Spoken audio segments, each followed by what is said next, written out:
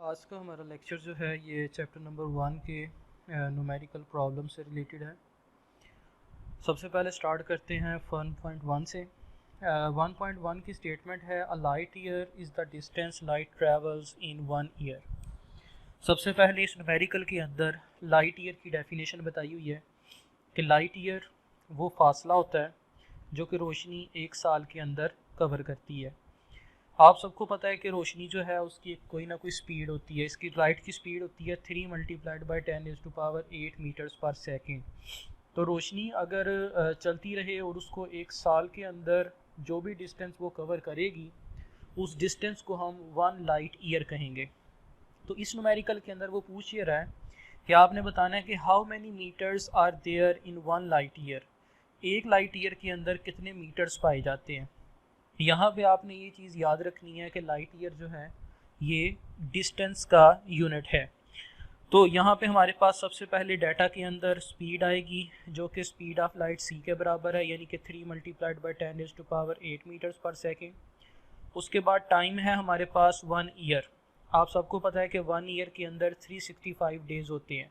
तो हम इसको इसके SI यूनिट यानी कि सेकंड के अंदर सबसे पहले कन्वर्ट करेंगे। तो 365 को हम सेकंड में कन्वर्ट करने के लिए कैसे करेंगे, 365 डेज़ हर दिन के अंदर 24 आवर्स होते हैं। 24 आवर्स के अंदर हर आवर के अंदर 60 मिनट और हर मिनट के अंदर 60 सेकंड, यानी कि हमने इसको डेज से सेकंड्स के अंदर लेके आना है। तो हमारे पास एक साल के अंदर टोटल सेकंड्स बनेंगे 31536,000 सेकंड्स। अब हम इसका फार्मूला यूज़ कर सकते हैं S is equals to VT। यहाँ पे चूँकि हमारे पास V की जगह पे C है तो हम V की जगह पे C लगाएंगे तो ये आ जाएगा S is equals to CT। C की जगह पे उसकी वैल्यू आ जाएगी 3 मल्टीप्लाइड बाई 10⁸ और टाइम हमने ऑलरेडी ऊपर कैलकुलेट करके रखा हुआ है सेकंड्स के अंदर।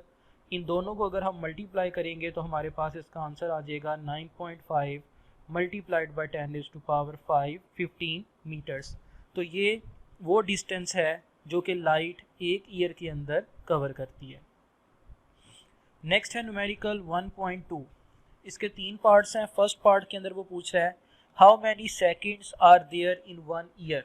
सेकेंड पार्ट में वो पूछ रहा है how many nanoseconds in 1 year. और थर्ड पार्ट में वो पूछ रहा है how many years in 1 second. तो ये सिंपल आपके पास टाइम की कन्वर्जन जो है उसका ये न्यूमेरिकल है। तो सबसे पहले स्टार्ट करते हैं ए ऑप्शन से कि how many seconds are there in 1 year के एक साल के अंदर कितने सेकेंड्स होते हैं। आप सबको पता है कि एक साल के अंदर 365 डेज़ होते हैं।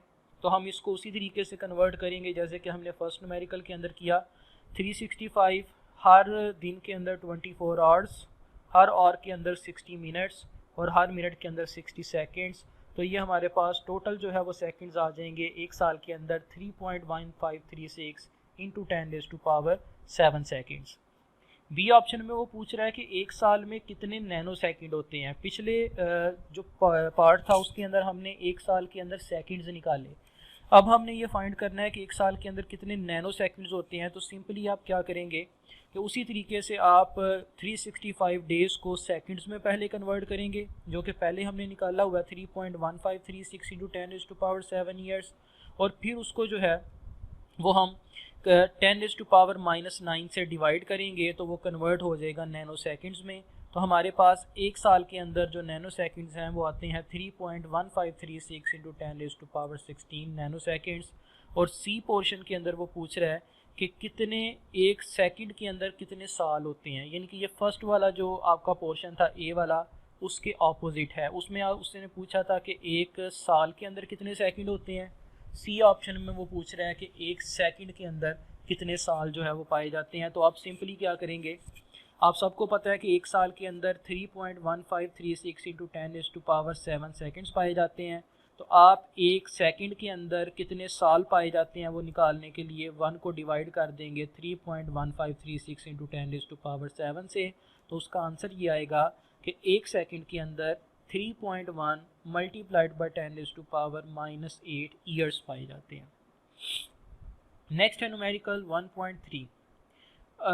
इसकी स्टेटमेंट है कि the length and width of a rectangular plate are measure to be 15.3 centimetre and 12.80 centimetre. एक रेक्टेंगुलर प्लेट है उसकी लेंथ है 15.3 सेंटीमीटर और उसकी विड्थ है 12.80 centimetre. Find the area of the plate. आपने इसका एरिया निकालना है। तो डाटा में हमारे पास दो चीज़ें हैं, एक लेंथ है 15.3 और दूसरी विड्थ है 12.8।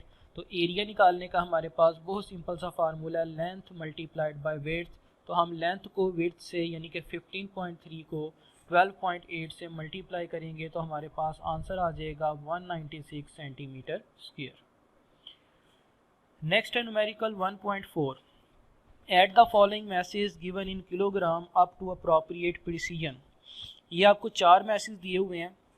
पहला है 2.189, दूसरा है 0.089, तीसरा है 11.8 और चौथा है 5.32। आपने इन चारों मैसेज को अप्रोप्रिएट प्रिसीजन तक ऐड करना है। अब देखें इनकी एडिशन तो बड़ी सिंपल सी बात है। टोटल मैसेज का निकल आएगा 2.189 प्लस 0.089 प्लस 11.8 प्लस 5.32, तो ये निकल आएगा 19.398 किलोग्राम। लेकिन ये जो आंसर आया है 19.398 किलोग्राम ये अप्रोप्रिएट नहीं है। इसको हमें जो है वो लीस्ट जो सिग्निफिकेंट फिगर्स हैं उस तक लिखना पड़ेगा। तो वो हम कैसे लिखेंगे? हम ये देखेंगे कि इन चार मैसेज को हमने ऐड किया है, इनमें से डेसिमल पॉइंट के बाद कम से कम डिजिट किस में है। तो आप अगर देखें तो 11.8 एक ऐसा आपके पास वैल्यू है जिसके अंदर डेसिमल के बाद सिर्फ एक डिजिट पाया जा रहा है, तो हमारा आंसर भी डेसिमल के बाद एक डिजिट तक होना चाहिए। तो 19.398 को हम राउंड ऑफ करके लिखेंगे, इसमें 8 और 9 को हम ख़त्म कर देंगे। जब 8 को ख़त्म करेंगे तो चूँकि ये 5 से ग्रेटर है तो उससे पीछे वाले के अंदर एक का इजाफा हो जाएगा, वो 9 से बन जाएगा 10। अब 10 तो हम यहाँ पे नहीं लिख सकते, तो इसका मतलब है कि हम 3 को किस में कन्वर्ट कर देंगे, 4 में। तो हमारा आंसर जो है वो अप्रोप्रिएट प्रिसीजन तक आ जाएगा 19.4 किलोग्राम। नेक्स्ट है numerical 1.6। What are the dimensions and units of gravitational constant g in the formula F is equals to g m1 m2 divided by r square। आप सब ने न्यूटन का लॉ ऑफ ग्रेविटेशन पढ़ा होगा, F is equals to g m1 m2 divided by r square। इसमें वो ये पूछ रहा है कि जो g है यानी कि ग्रेविटेशनल कांस्टेंट, इसका क्या डायमेंशन होती है और इसका क्या यूनिट होता है। तो यहाँ पे देखें g की डायमेंशन निकालने के लिए हम सबसे पहले क्या करेंगे कि r स्क्वायर को ऊपर मल्टीप्लाई करेंगे, ये बन जाएगा एफ आर स्क्वायर, और m1 m2 को नीचे आके डिवाइड कर देंगे। अब यहाँ पे हमें फोर्स, रेडियस यानी कि डिस्टेंस और मैस, इनकी जो है वो डायमेंशंस पुट करनी चाहिए। तो सबसे पहले हम फोर्स की डायमेंशन लिखते हैं। फोर्स की डायमेंशन हमने पढ़ी थी mlt की पावर -2। r यानी कि डिस्टेंस की डायमेंशन होती है l और इसके ऊपर आ जाएगा स्क्वायर। m1 और m2 की जगह पे आ जाएगा कैपिटल M दोनों की जगह पे, तो क्योंकि मैस जो है इसकी डायमेंशन होती है कैपिटल M। तो यहाँ पे m को m से मल्टीप्लाई करेंगे तो ये बन जाएगा m स्क्वायर। जब इस m स्क्वायर को हम ऊपर लेके जाएंगे तो एक m पहले से ही मौजूद है, वो बन जाएगा m की पावर -2। तो m की पावर -2 और m की पावर +1, ये आपके पास बन गया m की power -1। l multiplied by l square हो जाएगा l क्यूब और t की पावर -2। तो g की हमारे पास डायमेंशन निकल आई ml-1 t की power m-1 l cube t -2। अब इसी से हम इसका यूनिट निकाल सकते हैं। फोर्स का यूनिट होता है न्यूटन, r स्क्वायर का होगा मीटर स्क्वायर, और m मल्टीप्लाइड बाई m यानी कि दोनों मैसेज की मल्टीप्लिकेशन का यूनिट होगा किलोग्राम। जब ये किलोग्राम स्क्वायर ऊपर जाएगा तो ये बन जाएगा किलोग्राम -2। तो हमारे पास g का यूनिट आ जाएगा न्यूटन मीटर स्क्वायर पर किलोग्राम स्क्वायर। नेक्स्ट है हमारे पास numerical 1.7। Show that the expression Vf is equals to Vi plus At is dimensionally correct. आपने ये बताना है कि ये जो न्यूटन का ये जो फर्स्ट इक्वेशन ऑफ मोशन है Vf is equals to Vi plus At, ये डायमेंशनली करेक्ट है। जबकि Vi जो है वो वेलोसिटी है जो कि time t is equals to 0 पे है, ये एक्सेलरेशन है और Vf है उसकी फाइनल वेलोसिटी। तो हम चेक करते हैं Vf is equals to Vi plus At क्या डायमेंशनली करेक्ट है या फिर नहीं है। इसका बहुत आसान सा तरीक़ेकार है कि अगर लेफ़्ट हैंड साइड की डायमेंशन राइट हैंड साइड की डायमेंशन के बराबर आ जाए तो इसका मतलब है कि इक्वेशन डायमेंशनली करेक्ट है। तो इसमें आप देख सकते हैं कि लेफ़्ट साइड पे हमारे पास Vf है यानी कि फाइनल वेलोसिटी, इसकी डायमेंशन होगी Lt-1 जो कि हमने पढ़ी हुई है। राइट साइड पे है Vi plus At, इसमें हमारे पास तीन चीज़ें मौजूद हैं। Vi की डायमेंशन होगी Lt-1 प्लस A की डायमेंशन होगी Lt-2 और T की डायमेंशन होगी T। L T minus one as it is नीचे आ गया, एल टी माइनस टू और टी प्लस वन ये मिल के जो है वो बन जाएंगे एल टी माइनस वन। अब एल टी माइनस वन और एल टी माइनस वन हो जाएगा two L T minus one. टू चूँकि इसके अंदर कांस्टेंट है तो इसकी कोई डायमेंशन नहीं होती, हम इसको कैंसिल कर देंगे। तो लेफ्ट हैंड साइड की dimension L T minus one बराबर आ जाएगी राइट हैंड साइड की डायमेंशन के, यानी कि एल टी माइनस वन के। तो चूँकि हमारे पास लेफ्ट हैंड साइड और राइट हैंड साइड दोनों की डायमेंशन बराबर आ गई, तो इसका मतलब है कि इक्वेशन डायमेंशनली करेक्ट है। नेक्स्ट हम करते हैं न्यूमेरिकल 1.8। 1.8 बहुत इंपॉर्टेंट न्यूमेरिकल है। इसमें वो पूछ रहा है show that E is equals to M C square is dimensionally consistent. आप लोगों ने ये आइंस्टाइन की इक्वेशन पढ़ी होगी जिसको हम आइंस्टाइन की मास एनर्जी इक्वेशन कहते हैं, E is equals to M C square. आपने शो करना है कि ये इक्वेशन भी डायमेंशनली करेक्ट है। तो इसके लिए भी हम सेम तरीके का इस्तेमाल करेंगे कि अगर लेफ्ट हैंड साइड की डायमेंशन राइट हैंड साइड के इक्वल आ जाती है तो ये इक्वेशन डायमेंशनली करेक्ट है। इसमें देखें कि लेफ्ट हैंड साइड पे एनर्जी है, एनर्जी टू के वर्क डन के बराबर होती है, तो वर्क डन जो है वो किसके बराबर आ जाएगा एम सी स्क्वायर की, यानी कि हम ई की जगह पे डब्ल्यू पुट कर देंगे। तो हमारे पास यही इक्वेशन बन गई, E is equals to M C square की बजाय W is equals to M C square.